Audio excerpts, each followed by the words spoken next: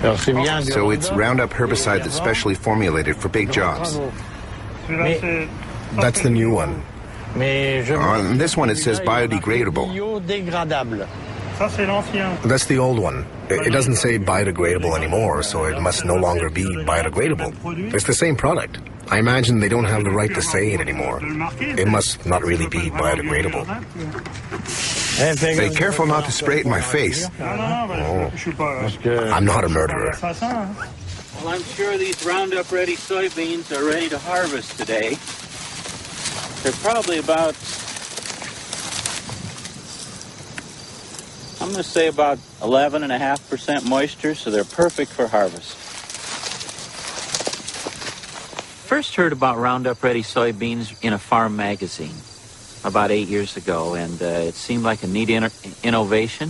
The soybean has a protein genetically inserted into the plant, and its resistance of Roundup. The Roundup is sprayed on the plants. There's some definite advantages. If you look at my field here, you don't see weeds. When label directions are carefully followed, Roundup is not harmful to humans, animals, or their environment. Copyright Monsanto, made in Belgium. If you see any snails, don't spray them because they'll be inedible. So watch the strawberries.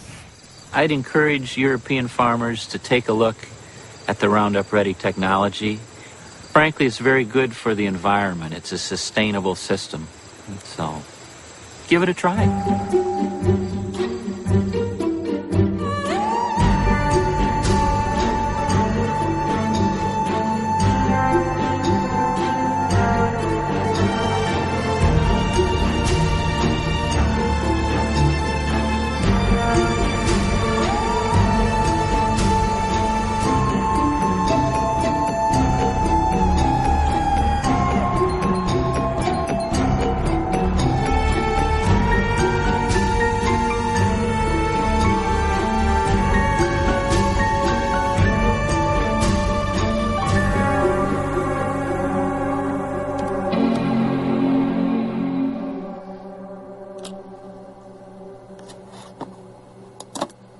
Monsanto. For 20 years I've traveled the globe, and everywhere I've heard about this American multinational. But what I've heard hasn't always been positive. Wanting to know more, I surfed the web for months to put the pieces of the puzzle together.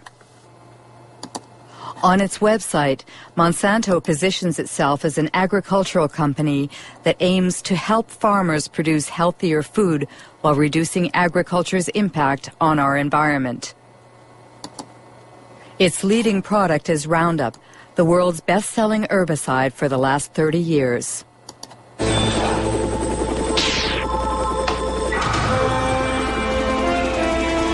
One shot, all it takes for weeds, Roundup. Monsanto is also the world leader in biotechnology. 90% of the GMOs grown on the planet belong to them. Most of them have been genetically modified to resist the application of Roundup, like Roundup-ready soybeans.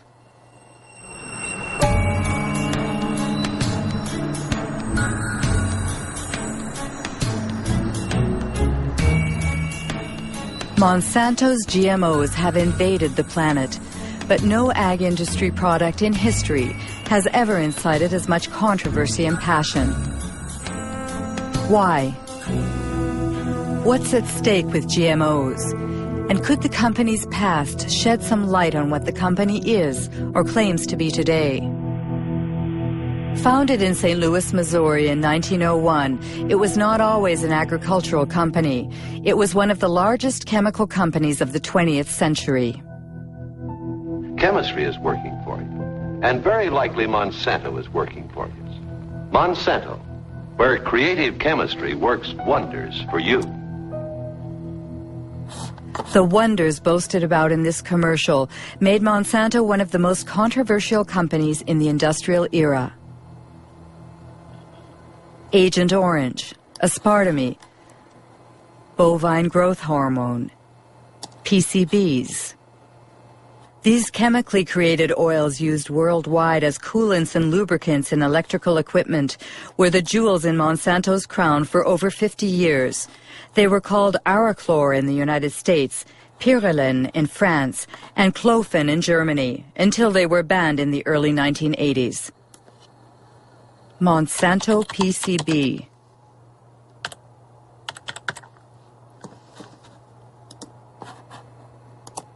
A Washington Post article from 2002. Monsanto hid decades of pollution. It happened in Anniston, Alabama.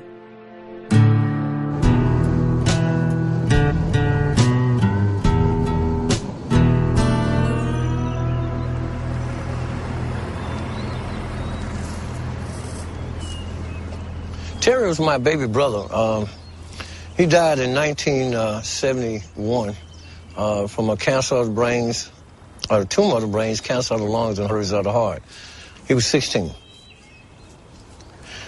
In the last 3 years, I have lost more friends.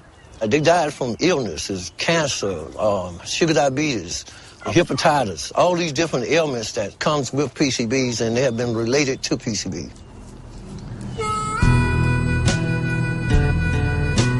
This is Monsanto Road.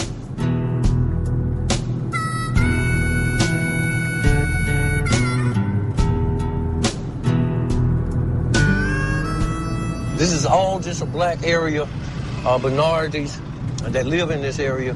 But every one of these homes was like contaminated. They just cleaned that yard up over there to the right about 6 months ago.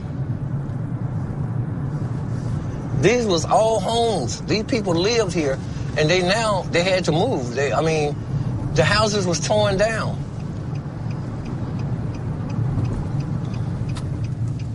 My brother fell dead right around the house. This is the house I was raised in.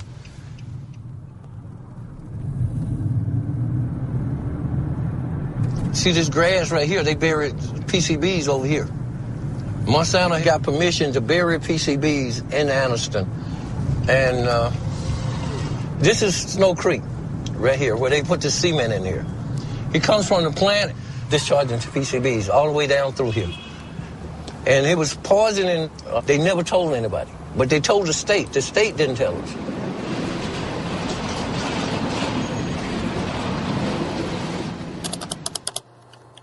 PCB Monsanto knew, but what exactly did they know?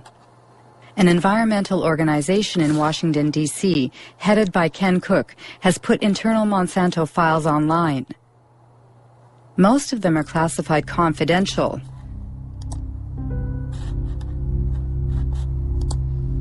FYI and destroy. 1937, exposure to PCBs provokes systemic toxic effects and acne-form skin eruption. In 1961, 2 workers developed hepatitis symptoms after a pipe broke in a factory using PCBs.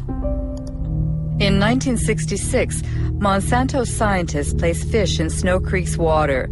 All were dead in 3.5 minutes. Pollution, a letter addressed to sales executives in 1970. This is the one that really tells you the story. They're saying, we can't afford to lose $1 of business. Their neighbors in Anniston were not told about the poisoning that they were inflicting upon them because they didn't want to lose $1. It was only when lawyers went to court on behalf of people in Anniston and forced the company through the legal system to disclose these internal secret documents that we knew what they knew. They knew the truth from the very beginning. They lied about it. They hid the truth from their neighbors. They hid the truth, in many cases, from the government authorities. And when they did share information with government authorities that should have been acted upon, the government authorities, instead of siding with the people who were being poisoned, sided with the company. They sided with Monsanto. It was outrageous, absolutely unforgivable.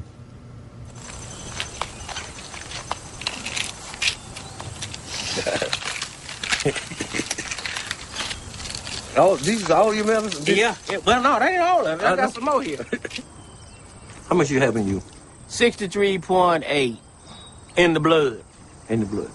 If they took a fatty biopsy of him now, he probably would top the scales of about 3,000 or 4,000 parts per billion or more. And which is the level acceptable? I mean, acceptable is 2 parts per billion. That's standard all around the world. But these people, we have more in our bloods and in our body than actually anywhere else in the world. It's usual here to speak about his PCB level. We all talks about it because it became a household word now. Kids used to run up to me, Mr. Baker, I got tested. I had 3 parts per billion in my blood.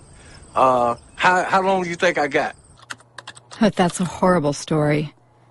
But what do scientists think about it? On the web, you can find numerous articles concerning the effects of PCBs on human health. David Carpenter is one of the most qualified specialists in the field. He carried out the testing for the Anniston residents. We all have PCBs in our bodies. The polar bears and the penguins have PCBs. And what has happened is in the past, there were a few sites where PCBs were released, but over time, they've gone into the air, they've gone into the water, they've transported, so the whole world is now contaminated with PCBs.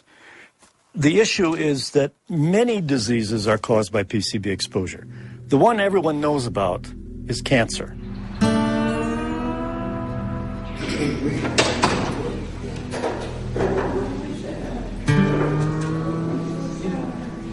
My test results stated that I had 202 parts per billion in my system. Women that get pregnant and have PCBs in their body will have a child with a reduced IQ. 29.6. PCBs cause reduced thyroid function. All of 1,800. PCBs interfere with sex hormones. Pass away, I just let me pass away. Pass away in peace. He's going to pay, I said then.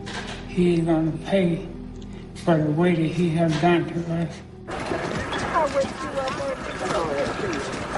In 2001, 20,000 Anniston residents filed 2 lawsuits against Monsanto. Monsanto and its subsidiary, Solutia, settled by paying $700 million to compensate the victims, to clean up the site, and to build a specialized hospital. But no Monsanto executive was ever sued. To do justice. Under American law, in most instances, it's very rare for executives or officials in these companies to be held criminally responsible. So we have the civil system, the civil courts. We make them pay. And the truth of the matter is, in most instances, the price these companies pay decades later is a fraction of their profits. And this is why it pays to keep these problems secret. And it makes you wonder what they might be keeping secret now. I have to say, we would never trust a company like Monsanto to tell the truth about a pollution problem or about a product. We would never trust them. Ken Cook says we would never trust a company like Monsanto. So what about Roundup, the world's favorite herbicide used by gardeners and farmers alike? What is it exactly? It's the brand name Monsanto gave to glyphosate, a so-called non-selective or total herbicide because it destroys all plants. First sold in 1974, it owes its great success to Monsanto's unwavering claims that it is biodegradable and good for the environment. Voici Roundup, le premier désherbant biodégradable. Il détruit les mauvaises herbes de l'intérieur jusqu'aux racines et ne pollue ni la terre ni l'os de Rex. Roundup, le désherbant qui donne envie de désherber. Roundup biodegradable. Ken Cook was right. The company was found guilty of false advertising. Twice. The first time was in New York in 1996. And the second was in France just last year. The judges found that the wording biodegradable, leaves the soil clean and respects the environment were false advertising. Especially since, according to tests performed by Monsanto itself, Only 2% of the product had broken down after 28 days. That's why Monsanto recently removed the word biodegradable from its containers. But that's not all. Many scientific studies have shown that Roundup is highly toxic.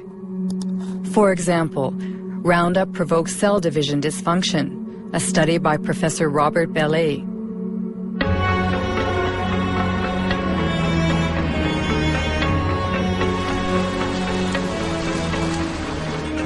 Professor Bellet works for the National Center for Scientific Research and the Pierre and Marie Curie Institute in France.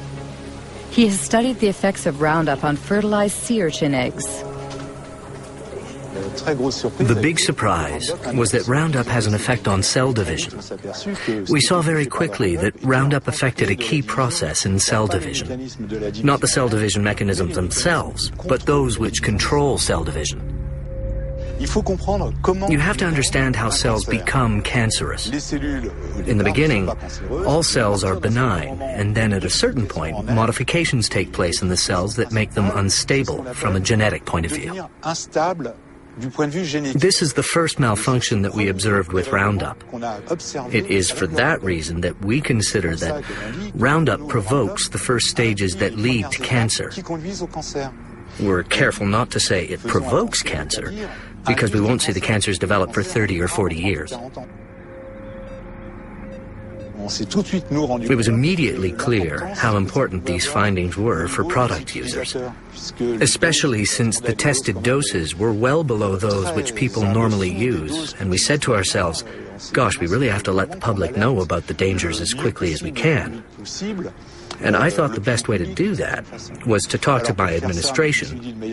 But there, I was shocked, very, very shocked, because I was ordered, not to communicate our findings due to the GMO question lurking in the background. What an incredible account. Roundup's toxicity was hidden to protect the development of GMOs. So let's go back to the creation of GMOs. According to Monsanto's site, Roundup-ready soybeans, introduced in 1996, were the first bioengineered crop to be approved in the United States. Farmers using these seeds belong to the American Soybean Association, whose address is on Monsanto's site. John Hoffman is its vice president and an ardent biotechnology advocate. In the spring, I will go out and spray one pass of Roundup to burn down the weeds that are growing in the early spring. And about 6 or 7 weeks later, I'll spray a second pass of Roundup. And that controls the weeds for the year. Before we had Roundup technology, this field would have had weeds. We would have had to walk through and pull the excess weeds by hand. It was labor intensive.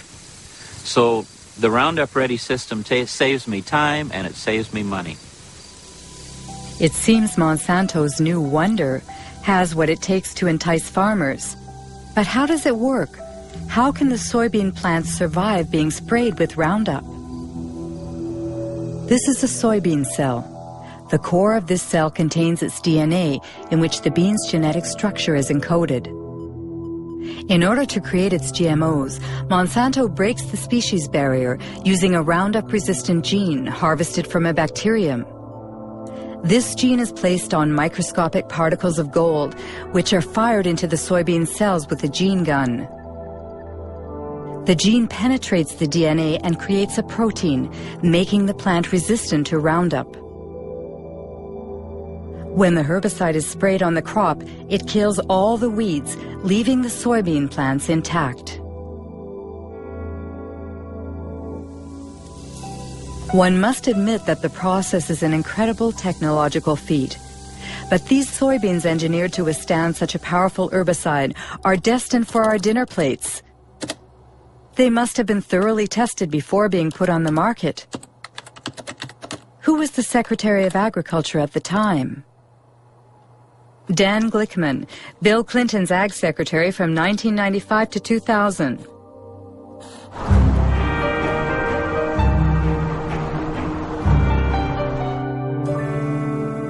What I found in the early years I was involved in the regulation of biotechnology, that there was a general feeling in agribusiness and inside our government in the U.S. that if you weren't marching lockstep forward in favor of rapid approvals of biotech products, rapid approvals of GMO crops, then somehow you were anti-science and anti-progress.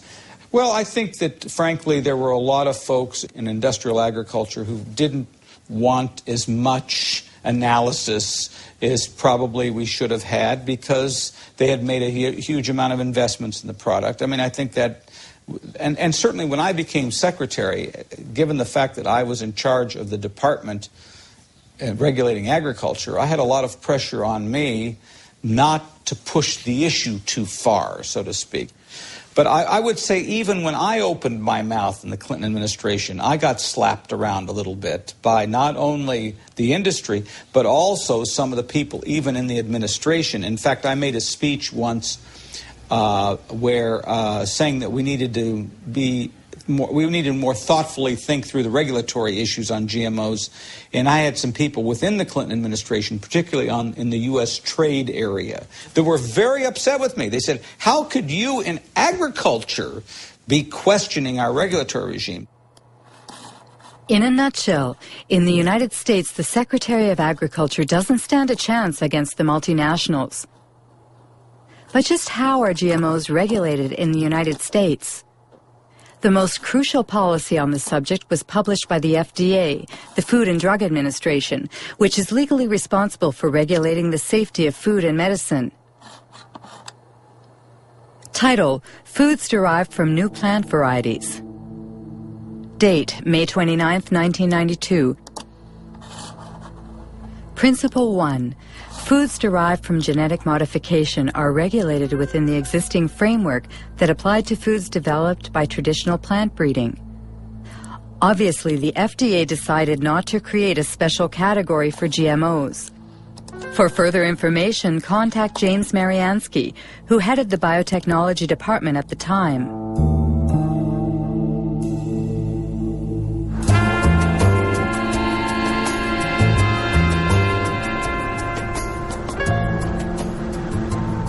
Basically, the government had taken a decision that it would not create new laws, that it felt there were already sufficient laws in place that had enough authority for the agencies to deal with new technologies.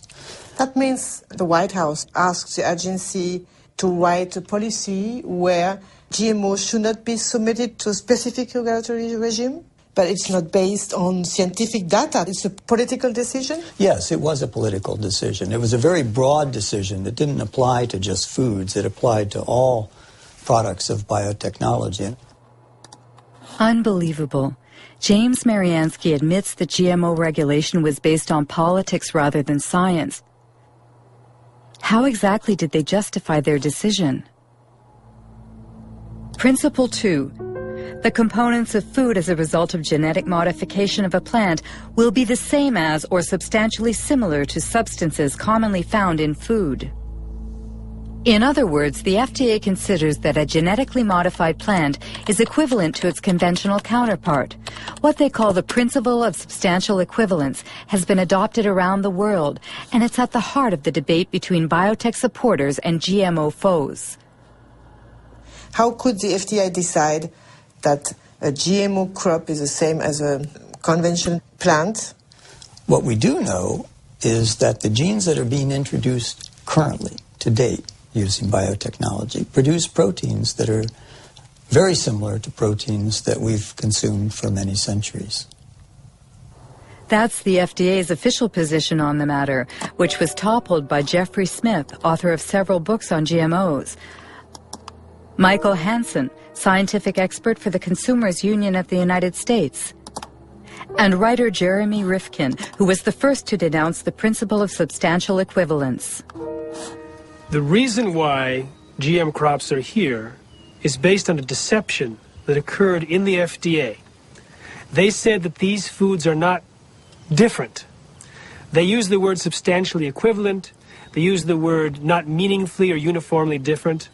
And what that turned into was a terminology called generally recognized as safe. or GRAS. Typically, if something is to be considered generally recognized as safe, it needs lots of peer-reviewed published studies and an overwhelming consensus among the scientific community. With GM crops, they had neither. What FDA was saying was if you introduce a gene into a plant, that gene is DNA, and we've consumed DNA. We have a long history of consuming DNA, and we can establish that that is GRAS. We were trying to say that these things should be considered food additives. When you want to put a new coloring agent in a food, the tiniest bit of coloring agent or a preservative or some other tiny chemical, that's considered a food additive, and you have to go through all these procedures to show that it meets the criterion of reasonable certainty of no harm. But when you genetically engineer a food which can cause untold differences in that plant, they don't require anything. Here in Washington, if you were to have an evening and go out and get a drink at one of the local haunts where all the lobbyists hang out, everybody would laugh about this. They all know this was a joke, this substantial equivalency. This was simply a way to paper over the need for these companies, especially Monsanto, to move their products into the environment quickly with the least amount of government interference. And I should say they were very, very good at getting their interest expressed. I remember meetings that we had where the Monsanto scientists met with the FDA scientists, and they went through the kinds of modifications that they were making and how those were being done. And basically what they were also saying to FDA is, how will these products be regulated? I have never seen a situation where one company could have so much overwhelming influence at the highest levels of regulatory decision-making as the example of Monsanto with its GM food policy in the government. Exceptional news footage actually shows George Bush Sr. visiting Monsanto's research facility 9 years before Roundup-ready soybeans were first sold. What I'd like to do today is show you some of the steps we go through when we're moving genes from one organism into another. And you'll actually be doing the very little manipulations we do in the laboratory, where we take DNA, cut it apart, mix different pieces together, and then rejoin them, splice them back together. This tube contains DNA that was made from a bacterium. DNA would look the same whether it was from a plant or what an are we animal. saying here? Oh, I see. And this will lead you to do what? To have a stronger plant, or a plant that's resists herbicide? In this case, it resists the herbicide. I see. We have a fabulous herbicide. This is a chemical that will... When George Bush Sr. toured the company's headquarters, he was Ronald Reagan's vice president, and deregulation was this Republican administration's watchword. The intention was to boost industry by eliminating what White House hardliners called bureaucratic hurdles, like health and environmental safety testing, which were Monsanto's key problems. We have before USDA right now a request to test this for the first time on a farm in Illinois this year. And get hallucinating about it, we'll lose it up here. Yes, we will. And then the expense goes out and nothing happens because you can't. Yeah, and I would say, quite frankly, we have no complaint about the way USDA is handling it. They're going through an orderly process. They're making sure that as they deal with these new things, they do them properly. And now, if we're waiting until September and we don't have our authorization, we may say something different. Call me. We're in a dereg business. In 1988, when George Bush Sr. was elected President of the United States, Dan Quayle became the new Vice President.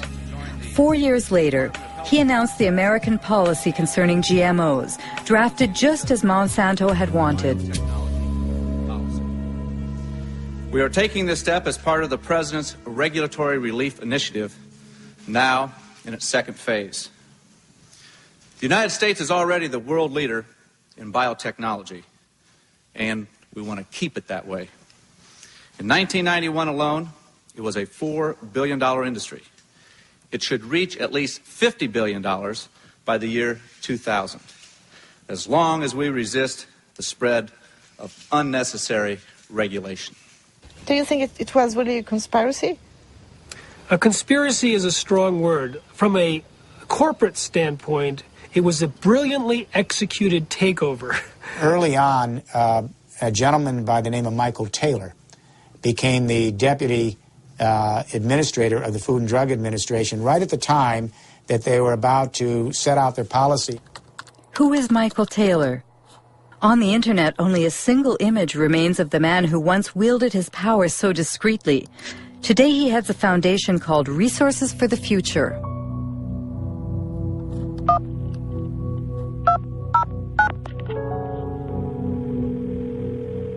Hello, Marie-Monique speaking. Hello, it's Mike Taylor. My questions are about your role. I mean, when you were working at the FDA, before being hired by the FDA, you worked as an attorney for Monsanto during 7 years, didn't you? Well, I was a partner in a law firm of which Monsanto was a client. And I worked on some Monsanto matters, yes. And apparently, if I understood well what I read, the FDA created a new position for you, Deputy Commissioner for Policy? Well, because there was a special need at that time at the FDA because of the new GMOs? It had nothing to do with GMOs. Nothing at all to do with GMOs. I wasn't the author of these policies, but that's just false. He moved over to the FDA in July of 1991. Up until that time, he was at a law firm called King & Spalding. His personal clients included not only Monsanto, but the International Food Biotechnology Council. And he had drafted for them a proposal for how they would like to see genetically engineered foods regulated. And if you look at the proposal that was written for IFBC, that was Michael Taylor's, with the final one that was published, it looks very, very similar. So if he didn't write it, it looks like somebody took what he wrote and changed it slightly for the policy. Mr. Taylor was the deputy commissioner at the time, and he provided the leadership for the project and served as the chief, the lead policy person in terms of making sure that the project got done. So Monsanto played that game very well, both the political game and the regulatory game. They played a key role in bovine growth hormone in getting that thing approved, and also in how genetic engineering was dealt with.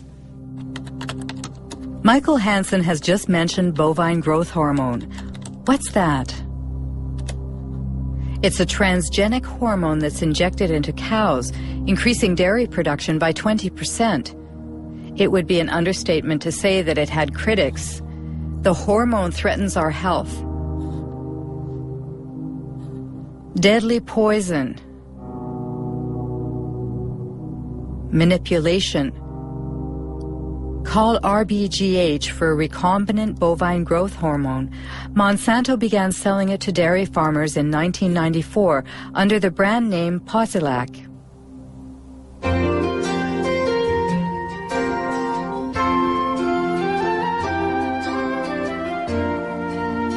Posilac is the single most tested new product in history.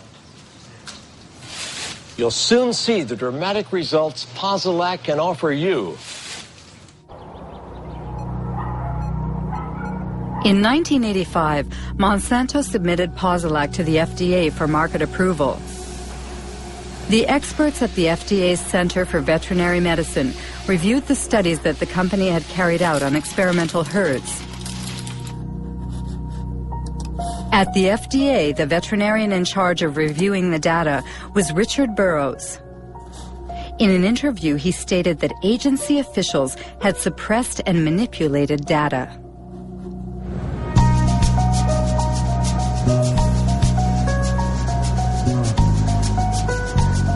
The data that they came in with lacked a lot of insight into the dairy industry. They didn't ask crucial questions about these diseases, and that is mastitis, which is infection of the mammary gland, and reproductive problems. So when the first data came in and that was missing, I said, all right, guys, you need to go back and get information. So that set it back probably 2 or 3 years. Did you warn the FDA about your concerns? They pretty much just sidetracked me. They pulled in, my boss pulled in other people that were closer to him, and I saw less and less of the data. Even the things I had asked for to be done, I didn't, like the mastitis studies, I never really got to see a lot of that because they figured, well, if you're in the way, we'll get you out of the way. So they sidetracked me. Eventually I was fired. One day I was escorted to the door and told that was it. I was done. Have you been threatened? Yes, mainly by the lawyers for Monsanto, because when I was going for my appeal, they told my lawyer that if I went in and revealed any company secrets in my defense, that they would sue me. In the end, the FDA was forced to reinstate this conscientious veterinarian. He eventually resigned, disheartened. On the internet, there's also talk about files that were stolen from the FDA and sent to Dr. Samuel Epstein, who heads the Cancer Prevention Coalition.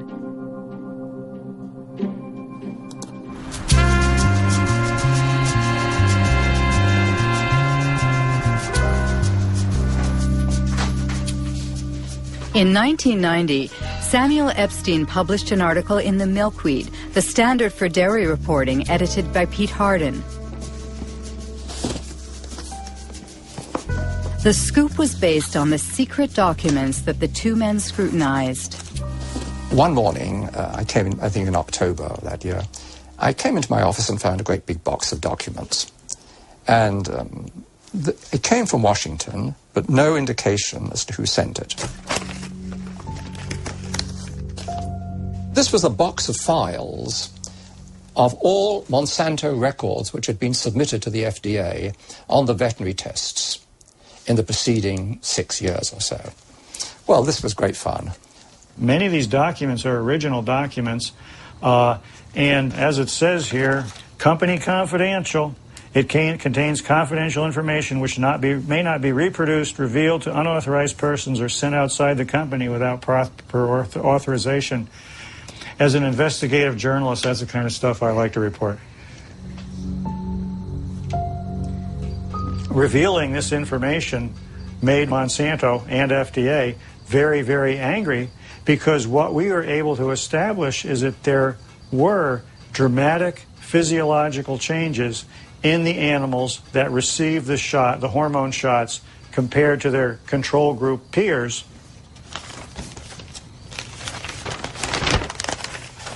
For example, we see the ovaries of the cows receiving the synthetic hormone in the different treatment groups were, for the right ovaries, 34% larger, 42% larger, and 44% larger.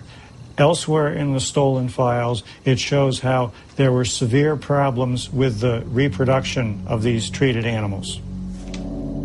The data is conclusive. We provided the data, the raw data, and summary data, is peer-reviewed data not done by us, to support the submission. Every health authority who has looked at bovine somatotropin has found that it is completely safe for consumers. For Monsanto, the hormone is not only safe, it is actually beneficial for consumers. Because the chemical composition of the milk is not altered as a result of Posilac, the manufacturing and taste properties do not change. It's untrue or a lie, whatever adjective you want to use. It's a very different product. It's a very, very different product in many, many ways. First of all, as there's a high incidence of mastitis in the cows, there'll be pus in the milk. And then you'd find antibiotics given to the cows to treat the mastitis. So a wide range of antibiotics would be in the milk. Apart from that, and very, very importantly, very substantial increases in levels of IGF-1, or insulin-like growth factor 1. There have been a series of studies, somewhere in the region of 60, relating increased levels of IGF-1 and breast, colon, and prostate cancers. Absolutely incredible. Are there other countries that have approved RBGH? Apparently, the hormone was banned in Europe and Canada. Canada? That's strange because Health Canada usually models its decisions on the FDA's. RBGH, scandal at Health Canada. Monsanto accused of attempt to bribe Health Canada for RBGH. Margaret Hayden, I swear that the evidence I shall give on this examination... In October 1998, 3 scientists from Health Canada testified before a Senate commission in order to stop the approval of the transgenic hormone. The scandal was made public by whistleblower Dr. Shiv Chopra. Shall be the truth, the whole truth, and nothing but the truth. So help me God. My question to myself was, what truth am I going to tell? The one I know or what the minister is telling me to tell? And that was my conflict. I would ask each one of you, have any one of you been lobbied by Monsanto? Any one of you? No. Dr. Hayden? I did attend a meeting back approximately about, I believe, 1989-90, and Monsanto representatives had met with myself and my supervisor, Dr. Drennan, and my director, Dr. Messier, and at that meeting, an offer of $1 to $2 million was made by the company, and I don't know any more about what became of that, but my director indicated after the meeting that he was going to report it to his superiors. How did Monsanto react? Well, Monsanto did not deny that they made the offer of $1 to $2 million at this meeting. They later on tried to say, oh, this was an offer of research in Canada to do some more studies in cows in Canada or whatever. So anyway, that's what happened in Canada. The drug was not approved. So the European Parliament, based on what revelations in Canada, banned it forever. And then all of a sudden, we 3, Margaret Hayden, Gerard Lambert, and I, were dismissed for disobedience. And we fired. All 3 of us were fired, and those fights are now in courts. Bovine growth hormone! The United States Congress also opened an investigation at the request of RBGH opponents who oppose the ban on labeling milk as RBGH-free. Interestingly enough, the investigation was never completed. Government purchases of milk surpluses. Bovine growth hormone, BGH, is a test of consumer acceptance of genetic engineering. In the garbage. In the garbage!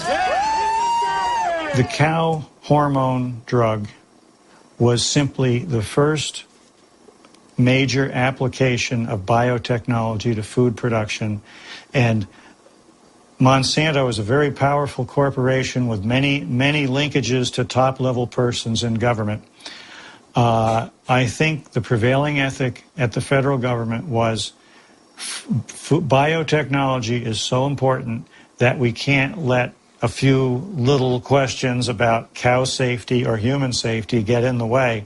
The reason the FDA approved it is it appeared to be that there was a lot of people that used to work had key positions that had worked for Monsanto, came over to the FDA and managed to get the FDA to approve it. It's revolving doors that move up. It's kind of like a double helix, a spiral. Revolving door? Yes, revolving door. The revolving door is not just in agriculture. It tends to be in many areas. Donald Rumsfeld was the CEO of Searle, which was a Monsanto subsidiary. The former U.S. Trade Ambassador, Mickey Cantor, ended up on Monsanto's board. Supreme Court Judge Clarence Thomas used to work for Monsanto. Monsanto revolving doors. The state of affairs in 1999 includes Linda Fisher moves from the Environmental Protection Agency to Monsanto, Michael Friedman from the FDA to Monsanto, Marcia Hale and Josh King from the White House to Monsanto, Margaret Miller from Monsanto to the FDA, William Ruckelshaus from the EPA to Monsanto, and let's not forget Michael Taylor, who went back and forth several times. Once your mission carried out by the FDA, you became Monsanto's vice president for public policy. Right. So there is no conflict of interest for you. No, and again, the rules are the rules, and I played within the rules. I think in terms of public acceptance, it's been one blunder after another. If you're trying to have a strategy for having the public understand and accept the new technology, having the first application of it be related to milk, which we already have more than we need, it created, it helped create a climate of suspicion. I think the idea that companies are not required in every case of a GMO to submit the product to FDA, such as is required in Europe, I think that from a public confidence, public acceptance standpoint, that's not a sufficient system.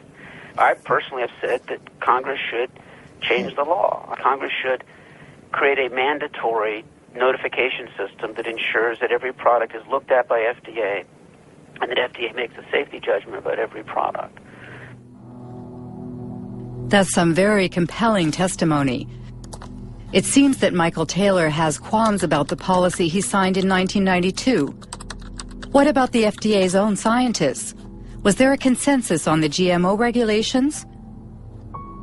FDA documents show they ignored GMO safety warnings from their own scientists, written by Steve Drucker.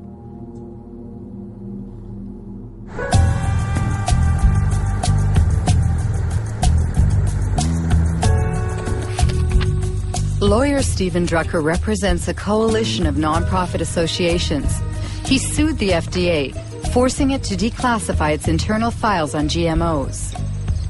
We received over 44,000 pages from the FDA's own files, and they revealed that the FDA has been lying to the world since 1992, if not before. But they continue to lie. They are still lying. They claim that there's an overwhelming consensus in the scientific community that genetically engineered foods are as safe as their conventionally produced counterparts. And they claim that there has been sufficient data to back up this consensus. Both of those claims are blatant lies. There are several examples. For instance, Dr. Louis Priebel of the FDA's microbiology group wrote, quote, "There's a profound difference between the types of unexpected effects from traditional breeding and genetic engineering," unquote. Then Dr. Priebel added in his memo that some of the aspects of genetic engineering may be more hazardous. The concern expressed by the FDA's various scientific experts was so clear and unmistakable that the FDA official whose job it was to track and summarize the scientist's input, Dr. Linda Call, wrote a memo to the FDA biotechnology coordinator, Dr. James Mariansky. According to the internal FDA's files, which have been declassified now, there were many in-house critics, among the scientists of the FDA, about the proposed policy. I have, for instance, a memorandum sent to you by Linda Call. Right. She stated, "The processes of genetic engineering and traditional breeding are different. Traditional breeding are different, and according to the technical experts in the agency, they lead to different risks." Different risks. The point was that we had many people with many different views. Linda Call, of course, wrote that in her memo, but in fact, when we finished the policy, all the scientists agreed with the policy. Now, FDA, of course, looked at the use of genetic engineering and has no information that simply the use of the techniques creates products that differ in safety or quality. Even before the consistent warnings in the memos from the FDA's own scientists, the FDA had very clear warning because the very first genetically engineered food supplement that came to market in the United States caused a major epidemic. Do you remember what happened in 1989 with L-tryptophan? You remember? Yes. It was a bioengineered amino acid. We know very well what's amino acid and... Right. That killed dozens of people and made hundreds and hundreds sick.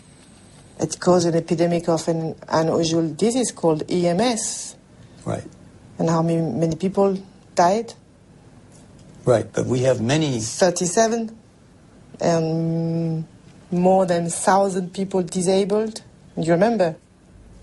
I do remember. And you said, according to FDA administrative record, we do not yet know the cause of EMS, nor can we rule out the engineering of the organism. Did you say that I read? Yes. Amazing.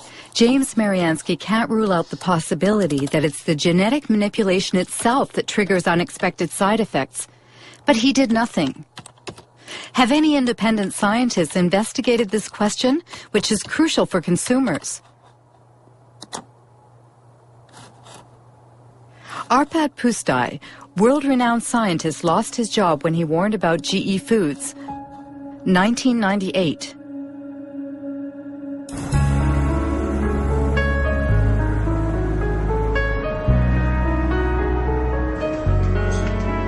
Arpad Pustai worked for the Rowett Institute in Scotland.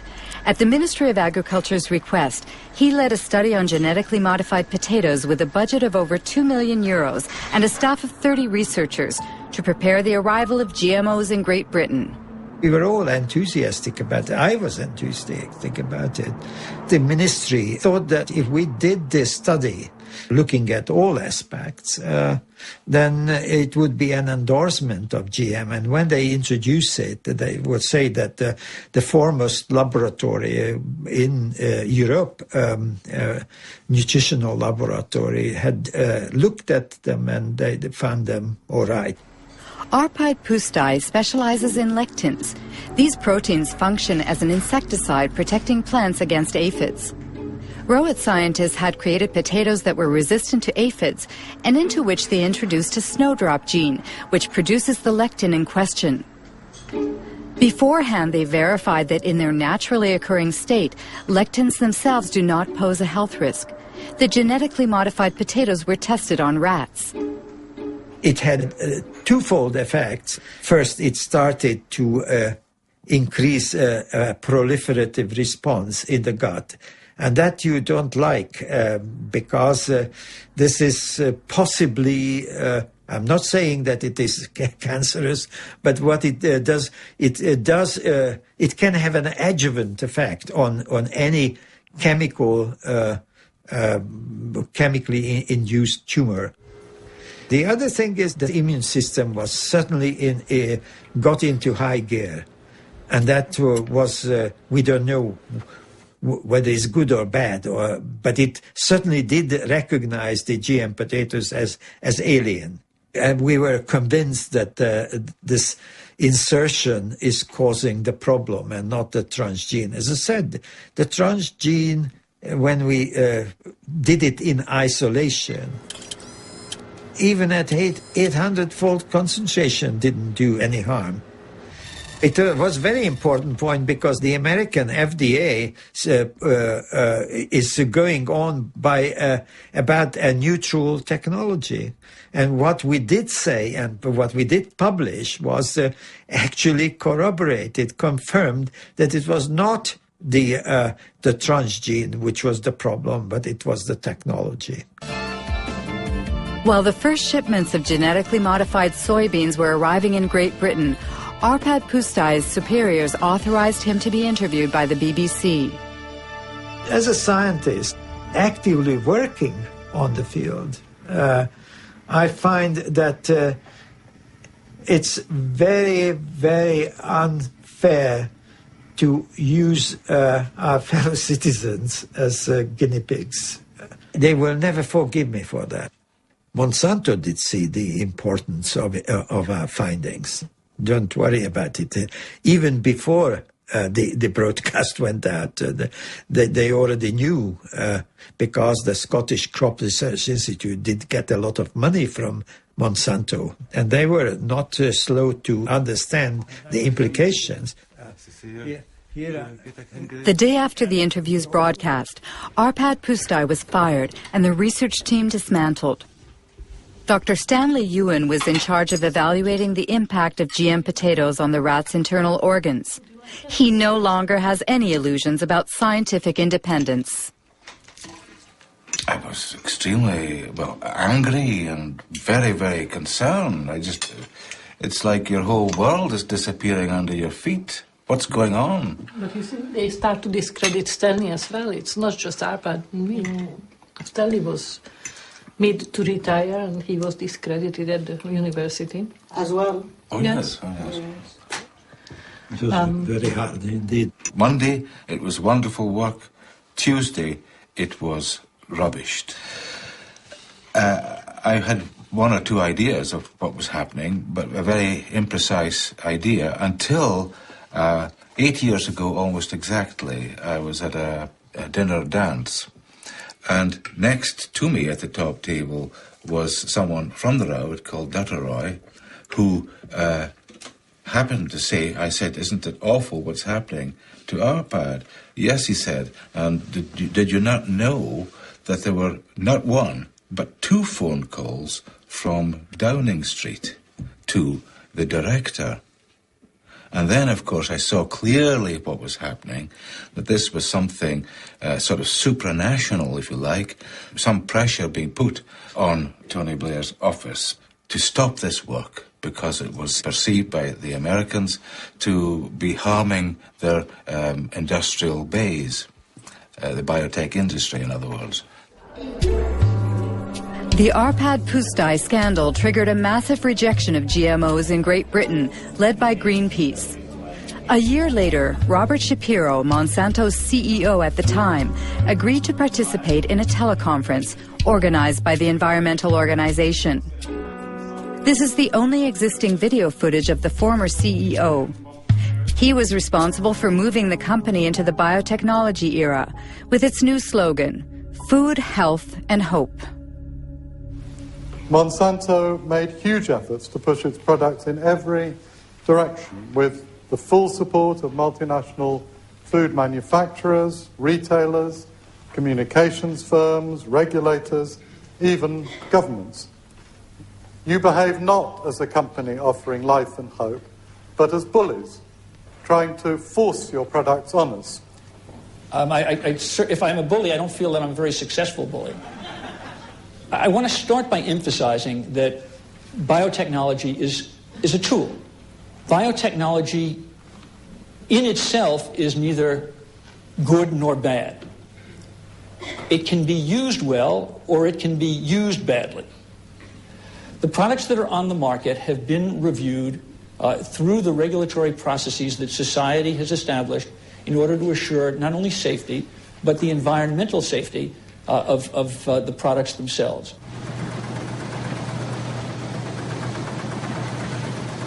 After 10 years on the market, Roundup Ready soybeans account for 90% of all the soybeans grown in the U.S. In fact, 70% of the food in American stores contains bioengineered elements. Unlike Europe, consumers cannot make an informed decision because GM labeling is forbidden, a direct consequence of the principle of substantial equivalence. You know, I've got a soybean in my hand here, and I can eat this soybean. It's very safe, very safe. I think FDA is confident that the soybean, in terms of food safety, is as safe as other varieties of soybean. How is the FDA confident about that? It's based on all the data that the company provided to FDA that was reviewed by FDA scientists. And so it's not in the company's interest to try to design a study in some way that would mask results. How can James Mariansky be so sure? If I type in Monsanto falsified scientific studies, I get 174,000 hits. Among them, a report from the EPA of the United States. Monsanto accused of falsifying studies concerning the carcinogenicity of dioxin.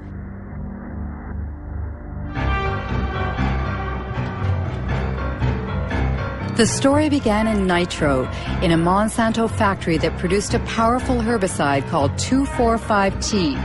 In 1949, an explosion in the factory provoked unexpected side effects. 228 workers developed an extremely disfiguring illness called chloracne. It's caused by dioxin, which is a highly toxic byproduct of 2,4,5-T.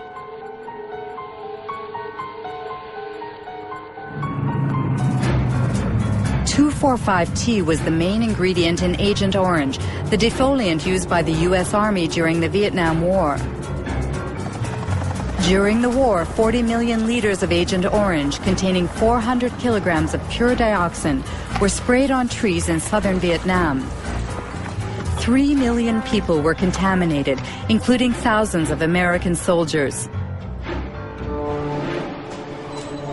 Even some 40 years after the end of the war, dioxin continues to claim more victims. We know today that this poison provokes cancer and serious genetic malfunctions.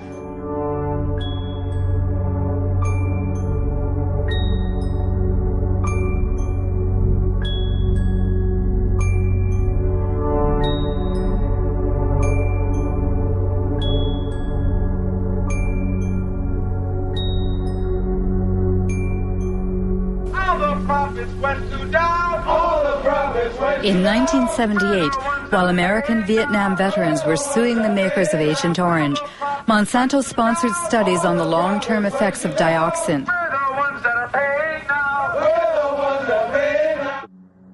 The company paid scientists to compare the health of workers who had been exposed during the nitro plants accident 30 years prior to the health of non-exposed workers.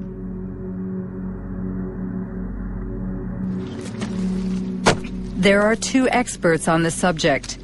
William Sanjour, who led the Toxic Waste Division of the Environmental Protection Agency, and Gerson Smoger, a lawyer who represents Vietnam veterans.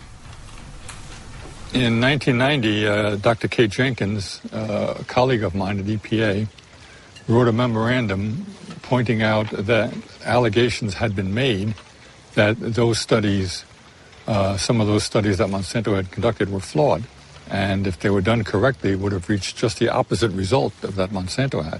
The Monsanto studies showed that dioxin was not a human carcinogen.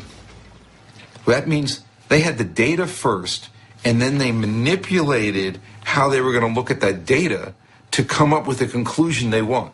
It's absolutely, you never do a study that way. Never. And they did it absolutely wrong, and they achieved what they wanted. And it came out later that there were people that had cancer that in one of these two studies were listed as being exposed to dioxin. And the same 5 people in another study were listed as not being exposed. When you put all these cancers into the unexposed, then it looked like the unexposed people were getting as much cancer as the exposed. And they said, but there's no difference. See, they're the same. So then thousands of veterans were disallowed benefits because of exposure to Agent Orange. So all policy was affected by those studies for 7 to 9 years in this country. Being a good scientist and a good EPA employee, and someone, by the way, who was quite fearless, Kate Jenkins wrote a memorandum to the EPA Science Advisory Board asking them to review these two studies to see if they were correctly done.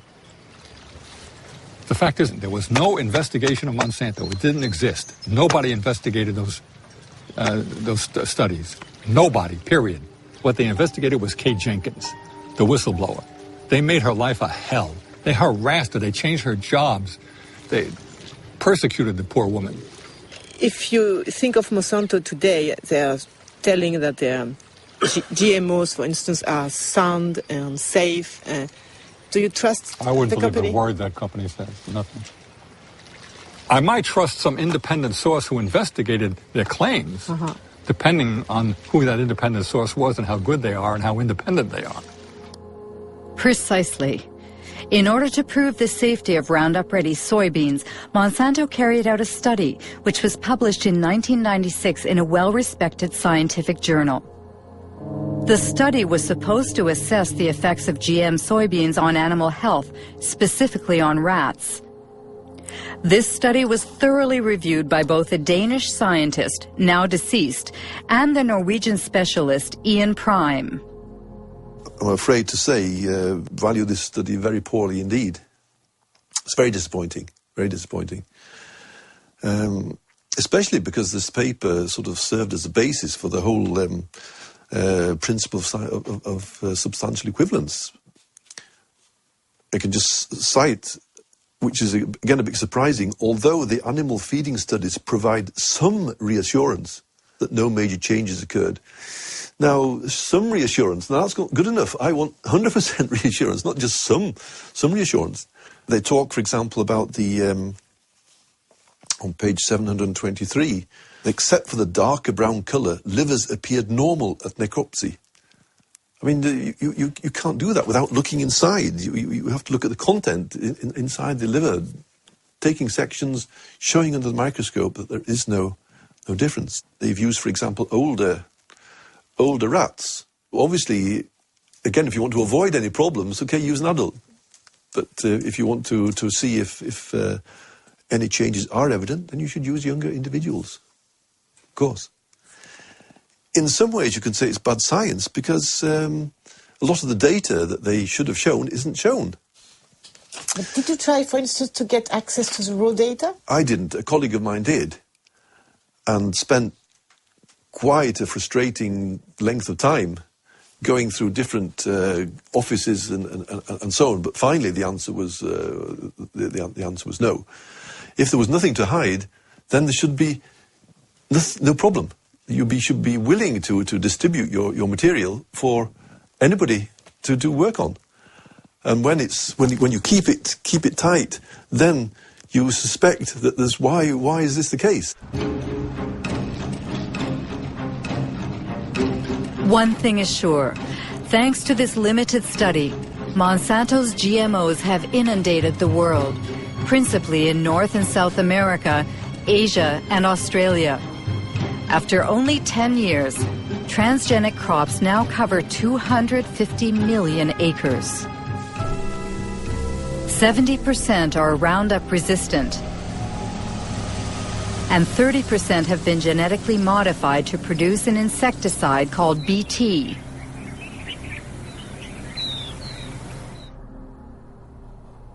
Since 2001, the company has published a yearly document titled The Pledge Report, a kind of ethics statement in which Monsanto tries to justify its business practices. At the heart of the opposition to GMOs is the subject of patents. This is what Monsanto calls their intellectual property, which are supposed to protect their investment. In North America, every farmer who buys bioengineered seeds must sign a technology agreement in which the farmer promises to respect the company's patent on the modified gene. Biotech crops are protected by U.S. patent law. And so I may not in any way save seed to replant the following year. It's something that is a protection for Monsanto, for biotech companies, because they literally invest millions and millions of dollars to produce this new technology. And how can Monsanto know that someone, for instance, harvested seeds?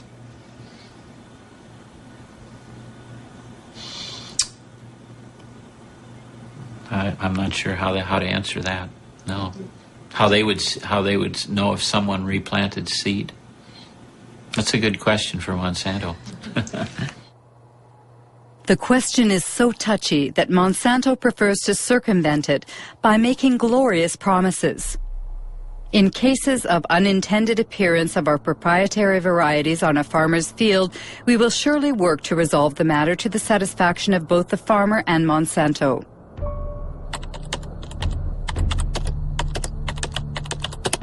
The reality seems much less idyllic. The Center for Food Safety in Washington, D.C. published a study on farmers sued by Monsanto for having not respected its seed patents. It found at least 100 lawsuits and many bankruptcies. Among the victims, Troy Rush, an Indiana farmer.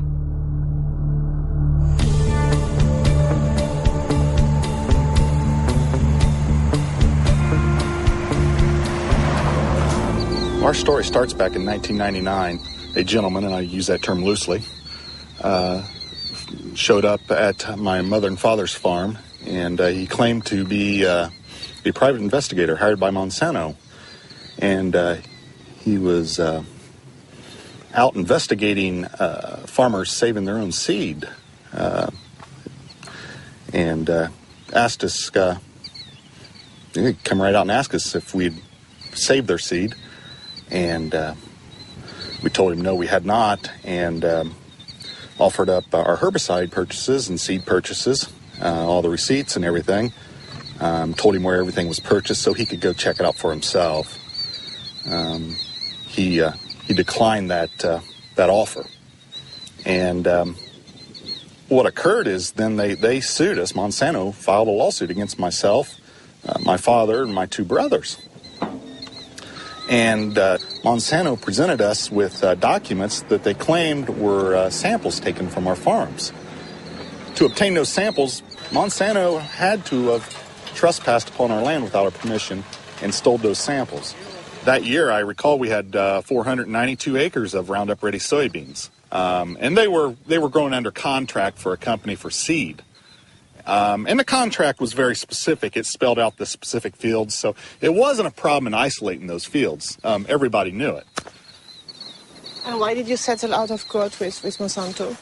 Well, after 2.5 years of this, the family was just destroyed. The stress involved in this, I mean, they're in essence threatening 5 generations of work. And if they would to prevail in something like this, it's all gone. They take it all away. They take it all away. Good morning. Morning, sir. How are you this morning, Troy? I'm well. How are you, David? Still surviving? Good. Troy Rausch and David Runyon grow conventional soybeans. They have been victims of the so-called gene police. Created by Monsanto to enforce its law in the fields, the gene police sow fear in rural America, where farmers denounce the totalitarian methods used in a GMO-dominated world. I have some pictures here for you, Troy, I'd like you to look at. Okay. Here's what I have done, Troy, to help prevent re-entry on my farm of anyone coming onto my farm. It was in July of 2003, and they came, it was the latter part of July, they came to my house. It was like 7 p.m. Who came? Monsanto employees. And they presented me a business card. And they asked me a few questions about the kind of soybeans I plant, the kind of corn I plant, where I market my crops. And so I said, okay, that's the end of the conversation. Yeah, patents have changed. They've changed everything. It revolves with a relationship of trust with neighbors. That is gone. Myself, I probably only have 2 farmers that I talk to that are close to me. Are they really afraid, the farmers? Of course they're afraid. You can't defend yourself against these people. They've created a little industry that serves no other purpose than to wreck farmers' lives. Of course they're afraid. Does it mean that you're afraid, for instance, that the neighbor can snitch on you? Yes. Yes? Yeah. Yes. All you have to do is dial 1-800. Dial 1-800 Monsanto. Or no, I'm sorry, 1-800 Roundup. I remember encouraging farmers to call this toll-free number and turn their neighbor in. And why does Monsanto do that? Well, the reason they do it is control. Seeds? Yeah. They want to control the seed. They want to own life. I mean, this is the building blocks of food we're talking about. They are in the process of owning food. All food. Between 1995 and 2005, Monsanto acquired over 50 seed companies throughout the world. These companies produce corn, cotton, wheat, and soybean, and also seeds for tomatoes, potatoes, and sorghum. Everywhere, people worry about Monsanto's monopoly, which in the long term threatens to wipe out all non-transgenic varieties. Monsanto doesn't agree and speaks only about the benefits of biotechnology. especially in developing countries like India. Our products provide significant economic benefits to both large and small growers. In many cases, farmers are able to grow higher quality and better yielding crops.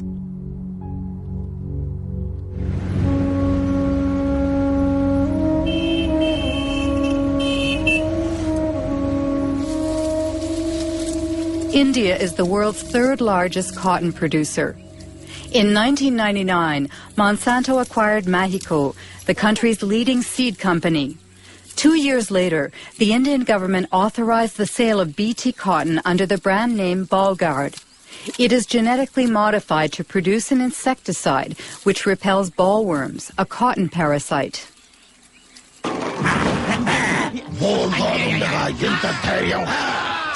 బోల్గాడ్తో రాత్రి పగలు రక్షణ చూసారా బోల్గాడ్ శక్తి యొక్క వాగ్దానం spray తక్కువ లాభం ఎక్కువ బోల్గాడ్ ప్రతి విత్తనాలు కాయదులుచు పురుగులతో పోరాడే శక్తి.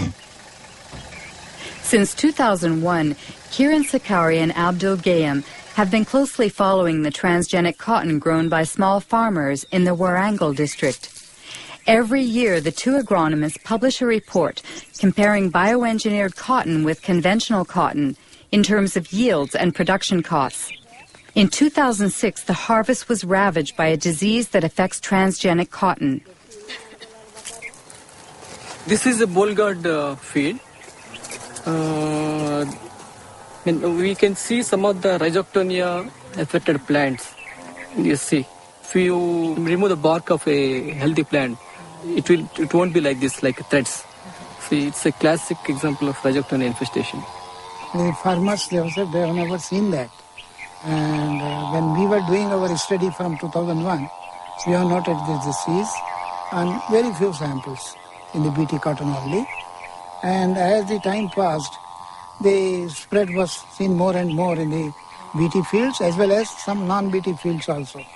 But I personally feel that there may be some interaction, undesirable interaction between the host plant where the gene was introduced and the gene which is carrying the BT. And that has introduced the weakness in the plant to not to resist this rhizoctonia. I have seen the website of the Monsanto. BT cotton reduces 78% of the pesticide reduction and pesticide consumption, and it gives to 30% better yields. But it's an utter flop. After 90 days, invariably you have to spray for bollworms, even on BT cotton. How do you explain that so many farmers are buying BT seeds? See, presently the option is is getting narrower and narrower to the farmer. During the current season, even farmer wanted to go for non-BT. There was no non-BT hybrid seed available in the market.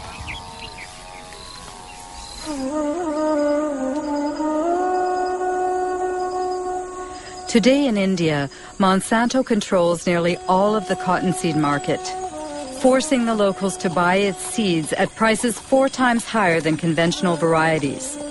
Small farmers must turn to moneylenders who charge high interest rates. If the harvest is poor, it means bankruptcy, a vicious circle which is decimating Indian villages.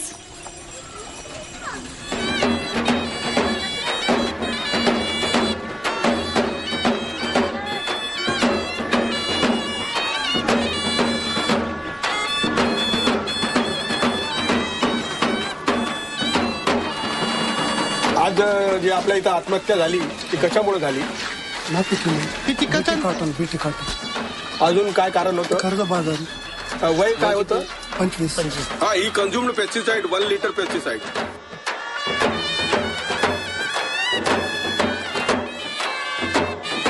पहिला decide आहे का? नाही.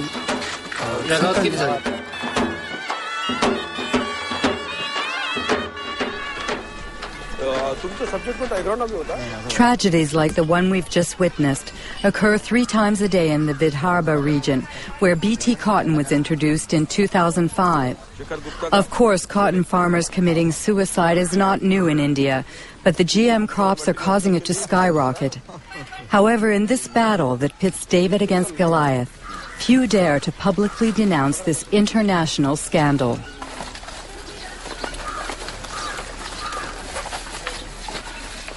This is Vidarbha's rice growing belt.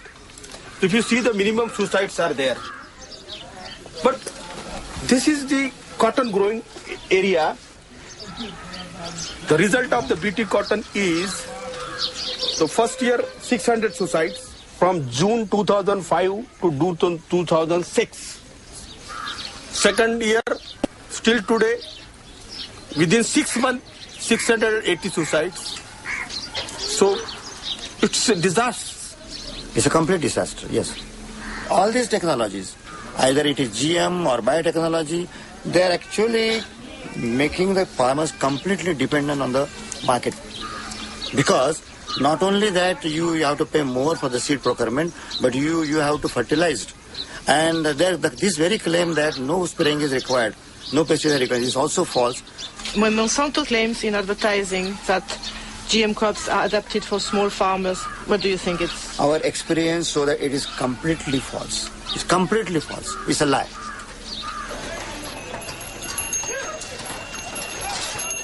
On this day in December of 2006, a revolt was brewing in the largest cotton market in the state of Maharashtra. 3 days later, riots broke out and dozens of small farmers, including Kishore Tiwari, were arrested. बहुत कम भाव में ले रहे माल और काश्तकार करके परेशान हो रहे. तुमचं किती आहे बेटा कर्ज? 32,000 rupees a day. तुमचं 60,000 rupees a day. तुमचं 50,000 rupees a day. 20,000 rupees a day. 50,000 rupees a day. 15,000 rupees a day. किती लोकांना बीटी लावायचं नाही पुढच्या हातवर? सरळ. They don't want to go for the BT.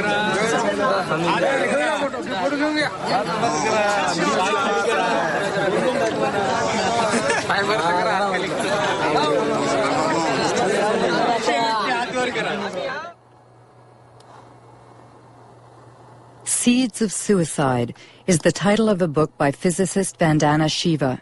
She won the Alternative Nobel Prize and heads the Navdana organization, which aims to conserve traditional seeds.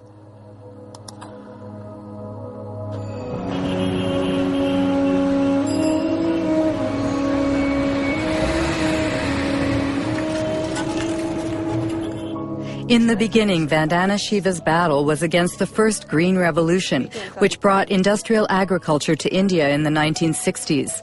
Today, she denounces what she calls the second Green Revolution, that of GMOs protected by patents.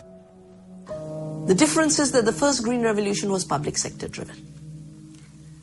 It was driven by government agencies. The government agencies control the research. In the case of the second Green Revolution, it is driven by Monsanto. It is a Monsanto-driven revolution. The second big difference is that the first Green Revolution did have a hidden objective of selling more chemicals. But its first objective was providing food. It was food security. And yes, they grew less pulses, they grew less oilseeds, but they did grow more rice and wheat. It fed people. The second Green Revolution has nothing to do with food security. It's not about food security. It is about returns to Monsanto's profits. That's all it is about. They've always said genetic engineering is the way to get to patenting, but patenting is the real aim. If you look at Monsanto's research agenda, they are testing at this point something like 20 crops with BT genes in them. There's nothing they're leaving untouched. The mustard, the okra, the brinjal, the rice, the cauliflower.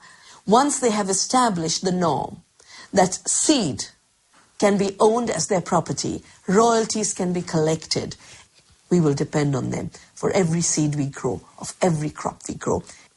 If they control seed, they control food. They know it. It's strategic. It's more powerful than bombs. It's more powerful than guns. This is the best way to control the populations of the world. Monsanto responds to Ms. Shiva's persuasive argument by brandishing its pledge: integrity, dialogue, transparency, and sharing. We want to participate constructively in the process by which societies around the world try to develop good answers to those questions. Are the products going to be safe for the environment? How are they going to affect biodiversity? How are they going to affect other plants and insects and birds? What about outcrossing of genes? What happens if genes do outcross into wild species? To me, that means, among other things, listening carefully and respectfully to all points of view. Despite Robert Shapiro's placid demeanor, he has just touched on a subject that greatly troubles GMO opponents, transgenic contamination, which Monsanto prefers to call an adventitious presence that's part of the natural order. According to a study led by Berkeley professor Dr. Ignacio Chapela, GMOs have already contaminated Mexican corn. But when the scientific journal Nature published the study's findings, it triggered a violent controversy.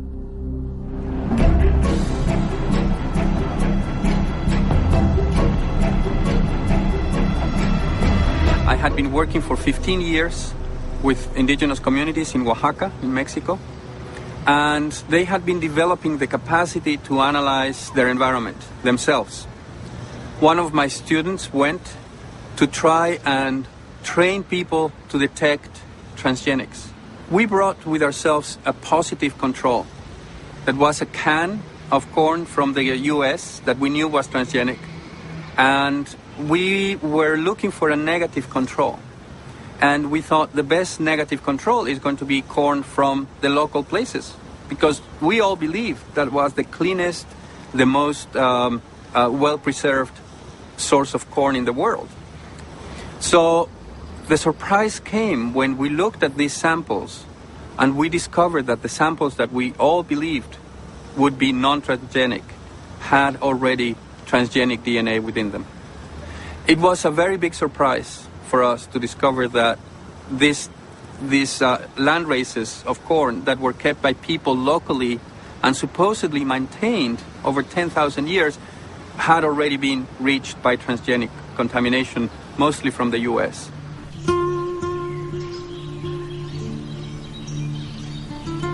Mexico is the center of origin for corn.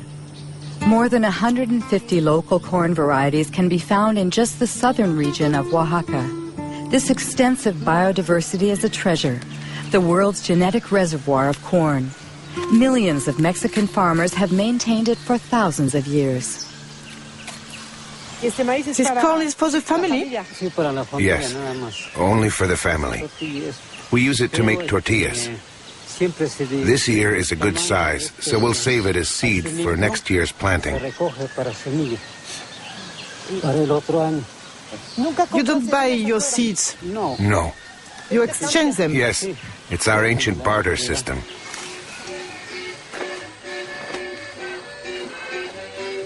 To preserve its corn's diversity, Mexico has banned genetically modified crops. However, due to the NAFTA free trade agreement it signed with the United States and Canada, Mexico cannot stop the massive importation of American corn, 40% of which is genetically modified. This industrial corn, as it's called in Mexico, is highly subsidized by the U.S. government. So on local markets, it costs half as much as traditional Mexican corn.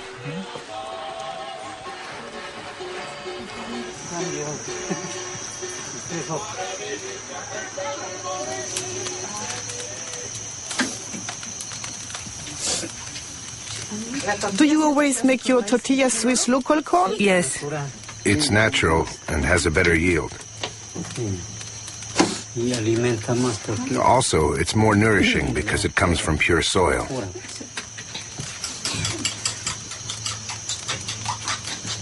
That's blue corn. In the past, my ancestors only planted this kind of corn. Today, we maintain it as well. It existed before the Spanish conquest? Yes. There's another kind of conquest. What's the new conquest? It's the transgenic conquest that wants to destroy everything by making local corn disappear so that their industrial corn can dominate. If they succeed, will be dependent on multinationals, will be forced to buy the fertilizer and insecticides they sell, because without them, their corn won't grow. Whereas the local corn grows very well without fertilizer or herbicide. Look at it. It's very beautiful.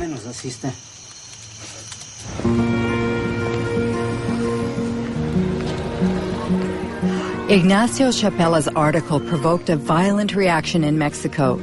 Since then, the National Ecology Institute has confirmed the contamination of Mexican corn. Roundup Ready and Bt genes have been found in corn from 5 regions of the country. What would happen if bioengineered corn crossed with traditional land races? Dr. Alberas Buya led a study using a local flower. She inserted the same gene in several specimens and then observed their growth. We observed that 2 plants, strictly identical from a genetic point of view, in other words, they both have the same genome, the same chromosomes and the same transgene. The only difference is that the transgene is located in different places. And well, once they grew, these plants presented a phenotype. That is to say, flower shapes that were very different. Some have flowers that are identical to their natural counterparts, like here, 4 petals with 4 sepals, but others have abnormal flowers with abnormal hair or strange petals. In addition, some are completely monstrous. The only difference in all of these plants is the location of the transgene, which was inserted randomly. Why is that worrisome? In Mexico, once the transgenic corn seeds have been released into the environment, it's very likely that the transgenes will insert themselves into the genomes of the local Mexican varieties. It's an unavoidable phenomenon, because corn plants cross naturally by wind-blown pollen. Given that, we fear that the genetic resources of traditional corn will be uncontrollably affected.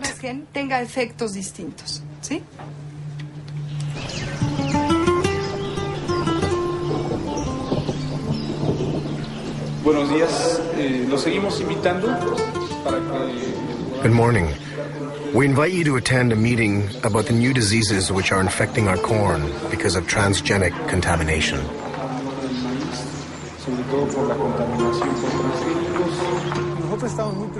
Aldo heads an organization of indigenous people.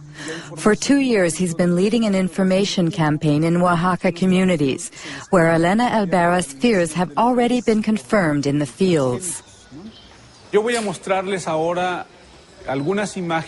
I'm going to show you some photos of some corn plants that we took in our region of Sierra Juarez.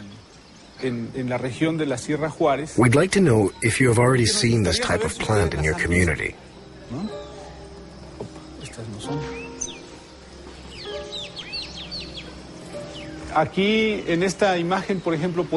You can see that some very strange things are going on. This plant, for example, has a branch here and another one there. Normally, a corn plant is not like that. There is always only 1 ear per leaf. But look here. There are 3 ears coming out of the same leaf. They are really monsters. We sent a plant sample to a biotech lab to see if maybe it contained genetically modified genes. Unfortunately, the test came out positive. Usually, we see these types of plants along the roadside or in people's yards. It's possible that people buy corn in a shop and they drop some kernels while walking. Some kernels germinate. This is how traditional corn became contaminated.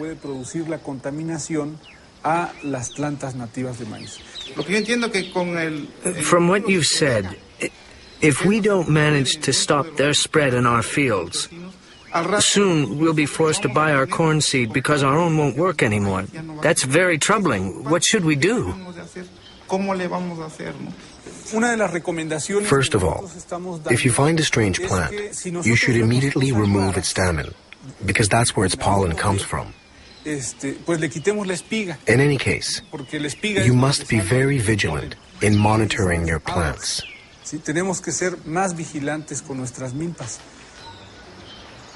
Don't you think it's Monsanto's strategy? What they couldn't achieve legally, they are trying to force through contamination? Yes, we end up wondering if the contamination wasn't intentional. If the center of origin of corn becomes contaminated, the rest of the planet could follow. Contamination only benefits multinationals like Monsanto. How did Monsanto react to Ignacio Chapella's study on Mexican corn contamination? Monsanto's Dirty Tricks campaign against fired Berkeley professor Ignacio Chapella.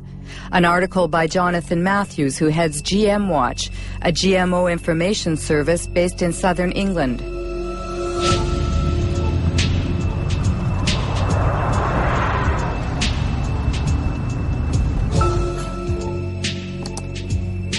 According to Jonathan Matthews, Ignacio Chapella was a victim of a campaign launched on AgBioWorld, a pro-GMO internet site. On the eve of the article's publication in Nature, a certain Mary Murphy posted an email that AgBioWorld distributed to thousands of scientists around the world. She wrote, "Activists will certainly run wild with news that Mexican corn has been contaminated by genes from GM corn." The very next day, a certain Andora Smetacek posted a second email. "Activists first, scientist second." It's totally a smear campaign, and this is what happens over the first couple of days. You get Murphy and Smetacek coming in, then others come in and they say, we have to campaign on this, we have to inundate Nature, we have to go to the editor of the journal and we have to say this research isn't valid. Smetacek and Murphy, we'd been tracking them for some time and trying to work out who they were. In the case of Smetacek, we could look at the technical headers on the email. It says received from, and then we've got an internet protocol address. If we go off to a website registration site, now all we have to do is just to copy that IP address. Organization name, Monsanto Company, and based in St. Louis. Then Mary Murphy left behind details that enabled us to track who she was. So if we look here at the information that appeared, posted by Mary Murphy, and then we get the IP address bw6.bivwood.com. When we found that that was the original name of a PR agency called the Bivings Group, we quickly found out that on their client list was Monsanto, that this was an internet PR firm for Monsanto. That means fake scientists. Very dirty tricks. Yeah, no, we're talking very dirty tricks here. Yeah, I mean, there's no ethics at all in what's going on here. It shows an organization that is determined to push its products into countries around the world, and it's determined to destroy the reputation of anybody who stands in their way. Jonathan Matthews' accusations were covered in the British press, but Monsanto chose to ignore them. As it continues its unrelenting rise, the company defends its vision of a transgenic world that will resolve the problems of famine and the environment in perfect harmony.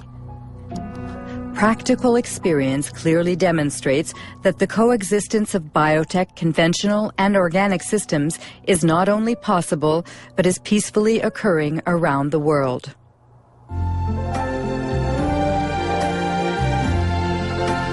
I see trees of green. Imagine mundo que preserve a natureza, o ar, os rios. Onde a gente possa produzir mais com menos agrotóxicos, sem desmatar as florestas. Você pensa num mundo com transgênicos. What a wonderful iniciativa Monsanto com o apoio da Associação Brasileira de Nutrologia.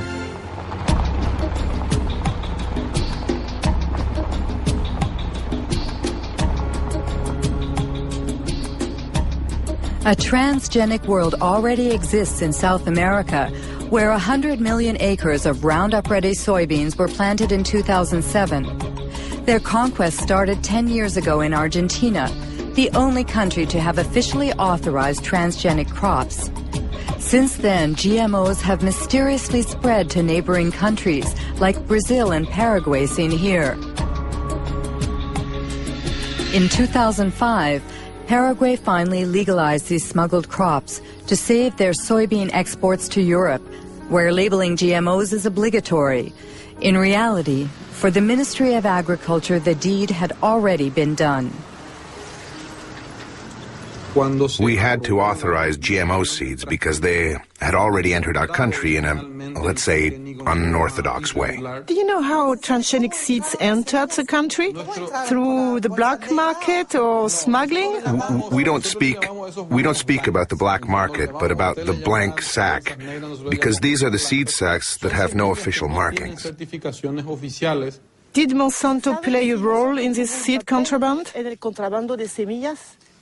It is possible that the company, let's say, promoted its varieties and its seeds, and as I told you, the government had to react after the fact to authorize what was already a reality.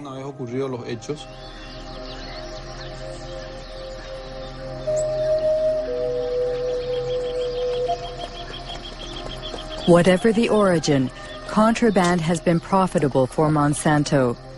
As soon as the crops were legalized, the company obtained the right to collect royalties on each ton of soybeans the country produced.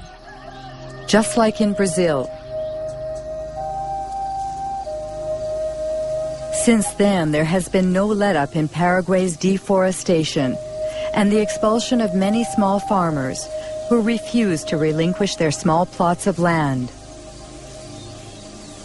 Jorge Galeano leads a small farmers organization which is fighting against the progression of what he calls the green desert. What we have here is an example of a GM extension of soybeans. In fact, it's a monocrop that destroys everything in its path. Before here, there were fields containing everything that a family needed to live. Plants, trees, manioc, corn. Do you think that a GM crop can coexist with the crops of the small farmers? No, we are sure it can't. There are two incompatible models that can't coexist. It's a silent war that eliminates communities and families of small farmers. In addition, it destroys the biodiversity of the countryside. It brings death, poverty, and illness, as well as the destruction of the natural resources that help us live.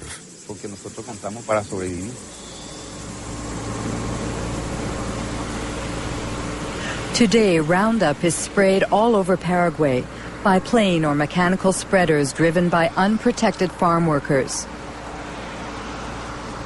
The herbicide is sprayed right up to people's front doors or near the subsistence crops of small farmers.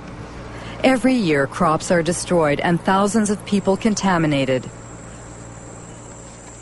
Like this family, which is surrounded by Monsanto's GMOs. The parents are worried about their son Pedro because every day he has to cross the soybean fields to sell his mother's homemade corn tortillas.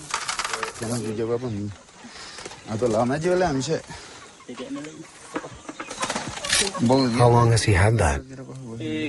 It started 15 days ago. It started on his foot and then it spread. That's how it starts.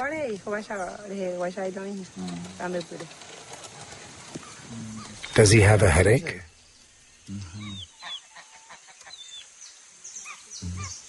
Is he eating? Very little. Today he didn't want to eat what I prepared for him.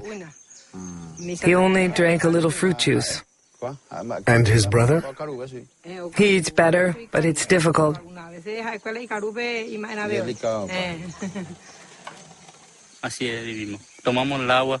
That's the way we live. Recently, we lost 60 ducks and geese. They took a few steps, and then they fell down, dead as doornails. They spray deadly herbicide over there. And when it rains, the water streams down here, and since ducks live in water, that's the result.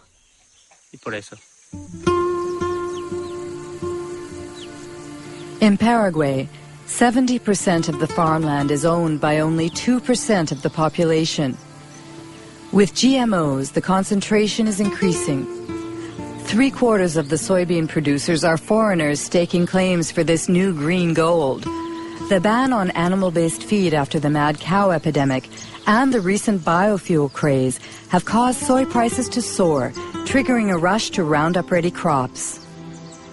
According to the last census in Paraguay, each year 100,000 people leave rural areas to live in urban slums. An estimated 70% flee Monsanto's genetically modified soybeans, which are destined to feed Europe's chickens, cows, and pigs. We are going to talk about the production model of GM soybeans promoted by Monsanto.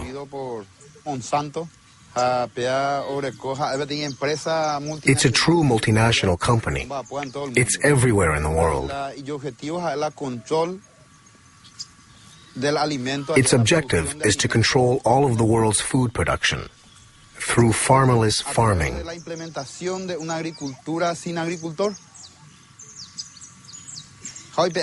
The result is that Monsanto is depriving us of our food sovereignty, of our ability to feed ourselves, without depending on anyone else. That is why we say that we must fight for our independence, for our land. We must defend our communities, our families, and our country. In my case, my family lives in the city, but I don't want to go there. In the city, you have to buy everything, even food. Here, whatever we grow is ours. We can eat whatever we want, but in the city, you can't. If you don't have money, you have to search for food in garbage cans. I'd like to add that these families' struggle to survive touches all of us. In 2007, Monsanto employed 18,000 workers in 50 countries. In 2007, its stock prices continue to rise, and its profits have reached $1 billion. Its shareholders include not only pension funds and banks, but also hundreds of thousands of small investors.